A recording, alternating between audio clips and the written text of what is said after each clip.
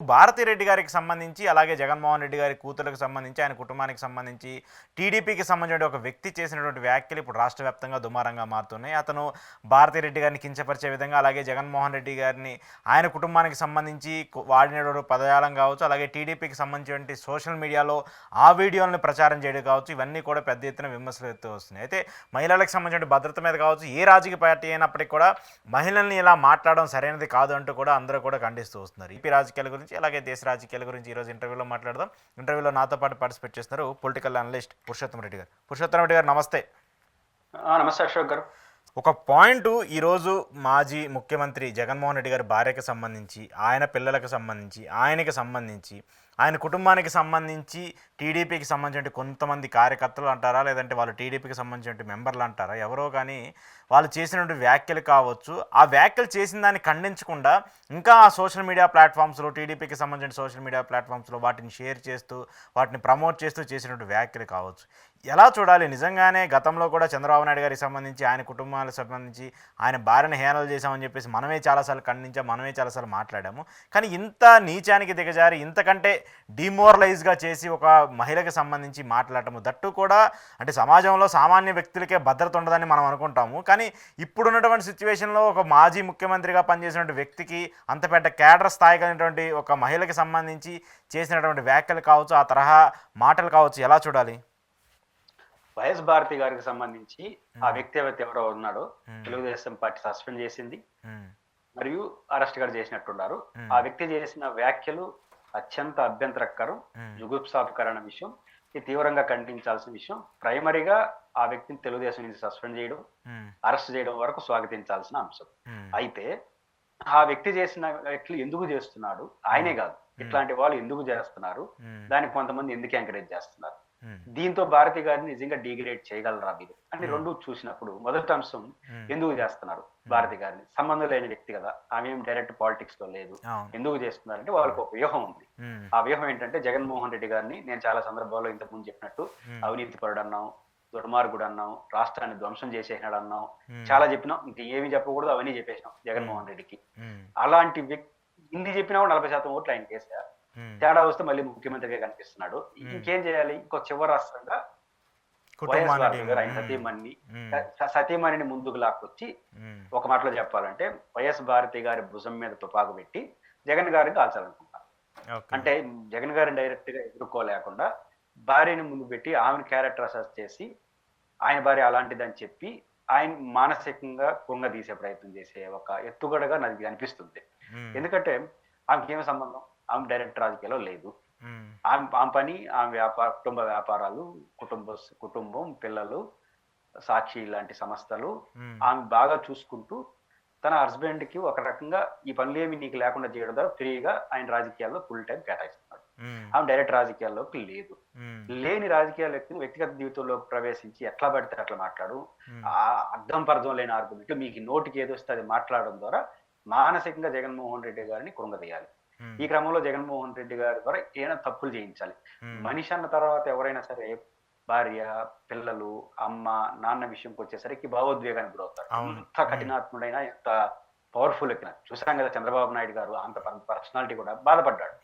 ఎందుకు బాధపడ్డాడు? భార్య అంటే ఎవరైనా బాధపడతారు, అవమానం కదా. ఆమె ఎంత బాధపడింది, ఆమెకన్నా ఎక్కువ భర్తగా తను బాధపడ్డాడు.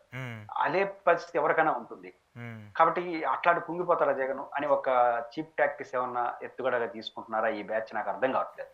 కాబట్టి జగన్మోహన్ రెడ్డి గారిని టార్గెట్ చేసే క్రమంలో కొత్త పద్ధతిని ఈ భారతి గారి భుజం మీద తుపాకులు పెట్టి కాల్ చేయట్లేదో చేస్తున్నట్టున్నారు. ఇది సక్సెస్ కాదు. ఎందుకు అంటే భారతి గారు, జగన్మోహన్ రెడ్డి గారు ఏంటో వాళ్ళ గురించి తెలిసిన ప్రతి ఒక్కరికి తెలుసు. భారతి గారు నాన్ కాంట్రవర్షనల్ వ్యక్తి, చాలా హుందాగా ఉంటారు. అంతకు మించి వాళ్ళకి ఎవ్వరికి తెలియదు ఏంటంటే ఆమె చాలా స్టబన్ లేడీ, చాలా ధైర్యంగా ఉంటుంది. ఇట్లాంటి వాటికి భయపడడం, బెదిరిపోవడం, ఎంత ఎక్కువ అవమానిస్తే, ఎంత ఎక్కువ ప్రెజర్ చేస్తే అంత గట్టిగా నిలబడుతుంది. చాలా మంది తెలియదు అది. జగన్మోహన్ రెడ్డి మొండి అంటే ఆమె జగమొండి, చాలా గట్టిగా ఉంటుంది. ఎందుకంటే బాగా చదువుకున్న వ్యక్తి, ఒక ఉన్నత స్థాయి కుటుంబంలో ఈసీ గంగిరెడ్డి గారు వారి తండ్రి, ఆయన పులివెందుల ప్రాంతంలో ₹1 డాక్టర్ గా ఆయన సేవలో పొందని ప్రాంతంలో ఉన్న ప్రజలు లేరు ఉచితంగా. తన సోదరుడు కూడా డాక్టర్. ఎవరికి తెలియనట్టు వాళ్ళ కుటుంబం అంత సమస్య ఏంటంటే ఆ రోజుల్లోనే వాళ్ళ ఫాదరే కాదు, వాళ్ళ మదర్ కూడా డాక్టర్, ఇప్పుడు కూడా ఒకరు ఉన్నారు. ఓకే. భారతి గారి మదర్ డాక్టరు, భారతి గారి తండ్రి డాక్టరు, భారతి గారి తమ్ముడు డాక్టరు. హ్మ్. వాళ్ళ కుటుంబం డాక్టర్ అంటే ఆ రోజుల్లో ఎంత అవును. ఉన్నతమైన చాలా చదువులు చదివితే గొప్పగా డాక్టర్. చూసేవాళ్ళు. హ్మ్. కాబట్టి వాళ్ళు ఆ రకంగా డాక్టర్ ఒక మంచి కుటుంబం నుంచి వచ్చారు. ఇంకొక గొప్ప కుటుంబంలో కోడలైంది. హ్మ్. కాబట్టి ఒక గొప్ప వారసత్వం కుటుంబాన్ని ఎంత విలువలుంటాయి, ఎంత క్యారెక్టరైజేషన్ ఉంటుంది తెలియకుండా మాట్లాడడం. రెండోది పర్సనల్ లైఫ్‌లో కూడా భారతి గారు ఆమె హ్మ్. నడుపుతున్నటువంటి సేవా సంస్థలు. హ్మ్. వైఎస్ఆర్ ట్రస్ట్ గాని, హ్మ్. Venkatappa memorial English medium school కొన్ని వేల మంది, లక్షల మందికి ఈ రోజుకి హ్మ్. పేద పిల్లలు ఉచితంగా ఇంగ్లీష్ మీడియంలో చదువుకున్నారు. హ్మ్. ఈరోజు చాలా మంది అంటుంటారు. ఏమని ఒక్క రూపాయి కూడా ఇవ్వడు జగన్మోహన్ రెడ్డి గారు ఎవరికీ హ్మ్. సేవలు. హ్మ్. మన రాష్ట్రంలో చాలా మంది వాళ్ళ పేర్లు చెప్పడం నాకు ఇష్టం లేదు గానీ, హ్మ్. 1,00,00,000, 2,00,00,000 పేరుతో రాష్ట్రం అంతా ప్రచారం చేసుకొని, హ్మ్. 1,00,00,000 సహాయాన్ని 10,00,00,000 ప్రచారం చేస్తుంటారు. హ్మ్. కానీ జగన్మోహన్ రెడ్డి గారు ఈ రోజు నేను ఈ సహాయం చేసినాను, వైఎస్ భారతి గారు నేను ఈ సహాయం చేయను ఎవ్వరికీ చెప్పుకోరు వాళ్ళు. హ్మ్. నిన్నటికి నిన్న అంటే ఒక 6 నెలలు 2 నెలల ముందు అనుకుంటా హ్మ్. YS Rajareddy LV Prasad eye institute in అవును. పులివెందుల. హ్మ్. 5, 6 ఎకరాల స్థలంలో ఉచితంగా వాళ్ళే ఇచ్చి దాదాపు హ్మ్. 10,00,00,000 డబ్బులిచ్చి హ్మ్. దాదాపు 10,00,00,000 హ్మ్. నాకున్న సమాచారం ప్రకారం. హ్మ్. డబ్బులిచ్చి మొత్తం కడప ఆ ప్రాంతంలో ఎవరు హాస్పిటల్‌కి వచ్చినా ఉచితంగా హై లెవెల్ క్వాలిటీ హాస్పిటల్ ఒక రకంగా. హ్మ్. ఆ రకంగా ఏర్పాటు చేశారు. ఓకే. కోట్లవి. హ్మ్. రూ. 1,00,000 రూపాయి కాదు. ఇదంటారు టీవీ డిబేట్‌లో సాయంత్రం 7-9 వరకు కొన్ని ఛానెల్స్ అంతా కూర్చొని రోజు ఆయన రూ. 1 అంటారు కదా! అవును. 10,00,00,000 పైన ఖర్చు పెట్టి నిన్నే హాస్పిటల్ ఓపెన్ చేశారు. ఫ్రీగా ఉచిత అధ్యయనం. హ్మ్. హ్మ్. ఎగటప్ప మెమోరియల్ స్కూల్ రాజశేఖర రెడ్డి గారు గురువు గారు. హ్మ్. ఆయన పేరుతో ఒక దళిత టీచర్ ఆయన. హ్మ్. ఆయన పేరుతో స్కూల్ పెట్టి వందల వేల మందికి ఉచితంగా విద్య అందిస్తారు ఇంగ్లీష్ మీడియంలో. హ్మ్. బదిలీలు అంటే మందబుద్ధి కలిగిన వాళ్ళందరికీ అవును. స్కూల్స్ పెట్టి నడిపిస్తున్నారు. ఆ రకంగా వాళ్ళు బహుశా వాళ్ళ ట్రస్ట్‌లో అంటే ఉచితంగా సేవలు చేసిన ట్రస్ట్‌లు ఉంటాయి గదా! ఆ హ్మ్. ట్రస్ట్‌లో పనిచేసే జీతం అంత ఇవ్వరు ఈళ్ళు ఉచిత సహాయాలు మిగతా అందరూ కలిస్తే. హ్మ్. కానీ ఓ రోజు ఏ రోజు చెప్పరు. ఆ రకంగా ఆ ట్రస్ట్‌లన్నీ బాగా నడుపుతున్నారు.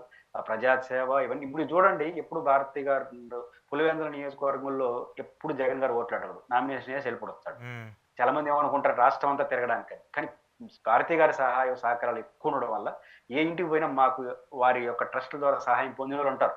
హ్మ్. పులివెందుల ప్రాంతంలో. హ్మ్. కానీ ఆమె పోతే ఇంకా బెటర్ అని ఆమె నియోజకవర్గం తిరుగుతుంది. హ్మ్. లాజిక్ చాలా మందికి తెలీదు. ఆ అవును. రకంగా అవును. ప్రజల్లో మమేకమైనటువంటి ఒక వ్యక్తిని పట్టుకొని హ్మ్. ఇంత దారుణంగా మాట్లాడడం అనే ద్వారా వాళ్ళనేదో తక్కువ చేస్తారని ఈళ్ళు అనుకుంటున్నారు. హ్మ్. భారతి గారిని ఎంత అవమానించడానికి ప్రయత్నిస్తే వారంత గట్టిగా నిలబడతారు. హ్మ్. వాళ్ళంత స్ట్రాంగ్ అవుతారు. బాధలు ఏంటంటే వాళ్ళని విపరీతంగా ప్రేమించే వాళ్ళు బాధపడిపోతున్నారు. మా అవును. అభిమాన నాయకుడు భార్యని ఇట్లా విమర్శిస్తారా? హ్మ్. ఇది ఎక్కువ బాధ ఉంది వాళ్ళకి. వాళ్ళు హ్మ్. భారతి గారు ఎప్పుడు ఇట్లా వాటికి భయపడరు, బాధపడరు. వాళ్ళు స్ట్రాంగ్ గా నిలబడతారు. మరింత స్టబర్న్ నిలబడతారు. ఇట్లా ఎందుకు వస్తా ఉందంటే ఇప్పుడు వారిని ఎవరో తెలుగుదేశం పార్టీ అని సస్పెండ్ చేశారు. హ్మ్. ఇక్కడ ఇంకొక హుందాగా సస్పెండ్ చేస్తే మంచిదే. ఇంకేమంటున్నారు? అదే మీ పార్టీ వాళ్ళైతే ఇట్లా చేసుంటారా? మేము హ్మ్. గొప్పోళ్ళం కాబట్టి చేసినాం. హ్మ్. ఇది వద్దంటాను. ఎందుకు వద్దంటానంటే, ఈ ఈ ఈ ఈ తలక మాసినోడు అంటామా? ఈ అసాంఘిక ప్రవర్తన కలిగినోడు అందామా? ఇతను చేసే ఇతను మీరు కూడా అప్పుడప్పుడు చూసుంటారు అతన్ని. హ్మ్. అవును. అవును. భారతి గారిది ఈ రోజు వ్యాఖ్యలు చేసింది పాపులర్ అయిందేమో. ఇతను అంతకుముందు మొదటి నుంచి చాలా అదే సార్లు మాట్లాడారు. హ్మ్. హ్మ్. హ్మ్. ఇతనే మాట్లాడుతున్నాడు. హ్మ్. 2 రోజా గారిని, హ్మ్. విడుదల రజనీ గారైతే వాళ్ళ భర్తని వాళ్ళు ఫోటోలు పెట్టి ఎంత దారుణంగా హ్మ్. మాట్లాడారో మీరు కూడా చూసుంటారు. హ్మ్. అప్పుడెందుకు సస్పెండ్ చేయలేదు ఇతన్ని? హ్మ్. ఇప్పుడు వైరల్ అయ్యాయి కాబట్టి మీకు సస్పెండ్ అర్థమైందా? చేస్తున్నారు. వైరల్ అవ్వకపోతే ఇంత ఇష్యూ ఉండేది కాదు. అప్పుడెందుకు సస్పెండ్ చేయలేదు? హ్మ్. ఇప్పుడెందుకు సస్పెండ్ హ్మ్. అప్పుడెందుకు సస్పెండ్ చేయలేదంటే ప్రజలు రాను రాను అసహించుకోండి. ఈరోజు జరిగిన వీడియోతో హ్మ్. ప్రజలు ఇంక భరించలేని స్థితికెళ్ళిపోయింది. అవును. ఇంక పార్టీకే నష్టం వస్తుందిరా బాబు అని చెప్పి సస్పెండ్ చేశారు. నిజంగా మహిళల్ని అభ్యంతరంగా ప్రవర్తిస్తే సస్పెండ్ చేసే నేచరే మీకుంటే స్టార్టింగ్‌లోనే సస్పెండ్ చేసుంటారు. అవును.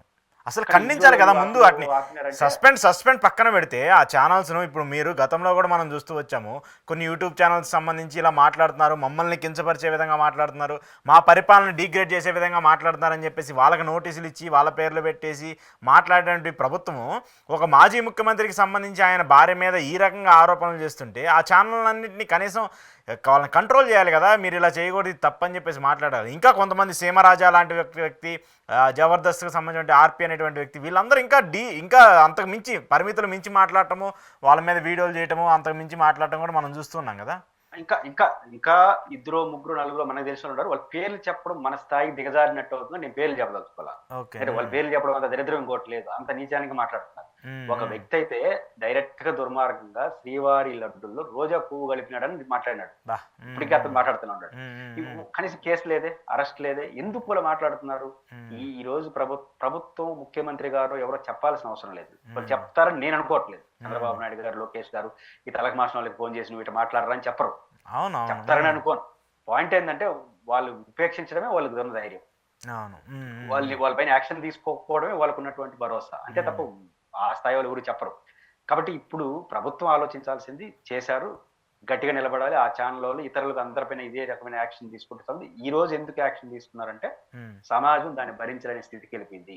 ముఖ్యంగా భారతి గారి పట్ల వ్యవహరించే తీరు, ముఖ్యంగా కొన్ని అతన్ని అరెస్ట్ చేశారు బాగుందండి. కొన్ని ఛానల్లో భారతి గారి ఫోటో పెట్టి డిబేట్ పెట్టిన రోజుందా? ప్రతిరోజు అసలు వివేకానంద హత్య కేసులో కానీ లేదా ఇంకొక కేసులో కానీ శర్మిల గారి కేసు మొత్తం భారతీయ ఫోటో, జగన్ ఫోటో పెట్టి ఒక దుర్మార్గురాలుగా రోజు చిత్రీకరిస్తున్నారుగా. ఇప్పుడు ఒక బాధ్యత గల మీడియా, బాధ్యత కలిగే వ్యక్తులు మాట్లాడితే కింద వాళ్ళు దాన్ని ఆదర్శంగా తీసుకోకుండా ఏం చేస్తారు? ఇప్పుడు మనం ఒక స్టేజ్ లో మీరు ఒక మీడియా హెడ్ క్వార్టర్ లో కూర్చొని మీరు ఇంటర్వ్యూ చేస్తారు, నేను అనలిస్ట్ గా ఉంటున్నాను. మన ఇద్దరు స్థాయి చాలా చిన్నది కావచ్చు, కానీ డిబేట్ లో కూర్చున్నప్పుడు మన స్థాయి చాలా పెద్దది కావాలి.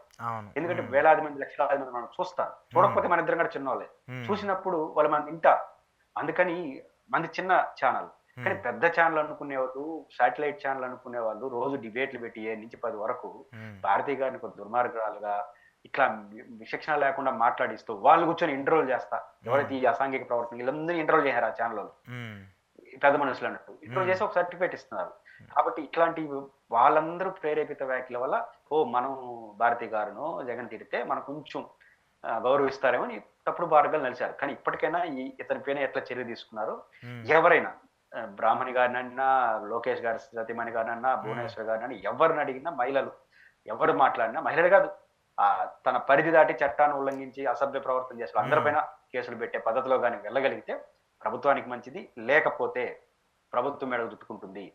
ఆ రోజు భువనేశ్వర్ గారి పైన వాళ్ళు చేసిన వ్యాఖ్యల ద్వారా ఎంత అంటారో అంతకు అనేక రెట్లు. ఎందుకంటే నా వల్ల మీరు అవమానపడితే నన్ను అసహించుకుంటారు ప్రజలు. అవమానపడిన బాధ ఏంటో తెలిసిన అశోక్ అనే మీరు ఇంకొకరిని అవమానిస్తే మిమ్మల్ని అసహించుకుంటారు, నన్ను తప్పుపడతాను. ఎందుకంటే అవమానమైన బాధ ఏంటో మీకు తెలుసు కదా, ఆ పెయిన్ తెలుసు కదా. అట్లాంటి వాళ్ళంటే ఇబ్బంది పడతారని విషయం సోహలో పెట్టుకొని స్టబండ్ గా వ్యవహరించాలి. జగన్మోహన్ రెడ్డి గారిని అవమానించడం ద్వారా, జగన్మోహన్ రెడ్డి గారిని చులకన చేయడం ద్వారా, వారి శ్రీమతి గారిని క్యారెక్టర్ అసెస్ చేయడం ద్వారా వాళ్ళని అవమానిస్తున్నారని మీరు అనుకుంటున్నారు. కానీ వాళ్ళని ప్రజల్లో తిరుగులేని శక్తులుగా మారుస్తున్నారు. వాళ్ళకి బలమైన నాయకులు తిట్టినట్టు వాళ్ళు వ్యక్తిగతంగా ఆ కుటుంబం వాళ్ళందరూ ఇట్లాంటివన్నీ చాలా చూసేశారు. వాళ్ళు భయపడరు. ఎన్ని అవమానాలు అంత స్ట్రాంగ్ అవుతారు. అది గమనంలో పెట్టుకోవాలి. ప్రజలకి లేని అస్త్రాలు ఇవ్వద్దండి.